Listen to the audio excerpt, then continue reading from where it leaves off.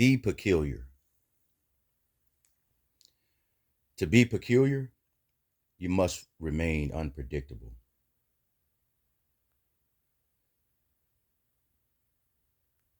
A lot of people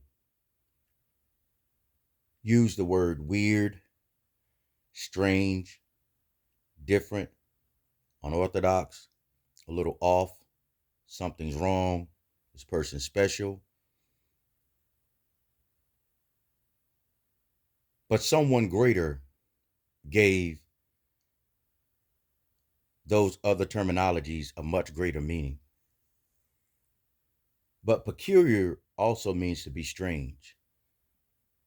But to whom? To many others, except to you and God.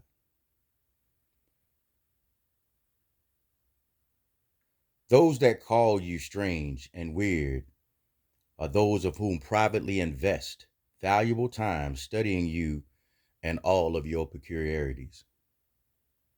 Only the peculiar will understand this. There are so many strange, peculiar things about you. Asking would be easier, yet most people's personal assumptions allow them to study you just to find flaws, chinks within an armor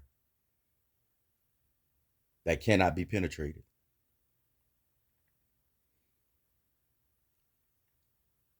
But if you are truly peculiar, your armor changes by the hour because the craftsman of all men sees behind the veil of any other man. The IQ or the intelligence quotient of men is a measure of himself against another.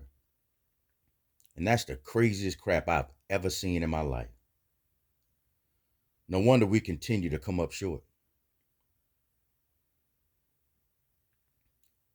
We've become mental midgets measuring inches because we don't understand that we were created for an unknown destination. Please let that sink in. In other words, when we learn to let go of the yardstick, we can begin to see the miles ahead. The intelligence of a peculiar person is internal. Allowing others to determine what's inside of you while they ignore themselves externally is a quote within itself. But be peculiar, remain unpredictable.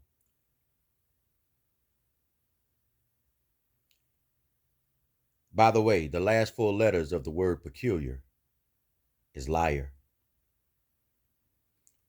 Be wise enough to know that as you peck away in this world, that your eyes have been cleared to see and to be able to navigate this thing and get to your promised land and build something new for you. Liars will assume, create, and make up every single thing they can because they're too afraid to be peculiar. They're more comfortable being everything and everybody else. Be peculiar.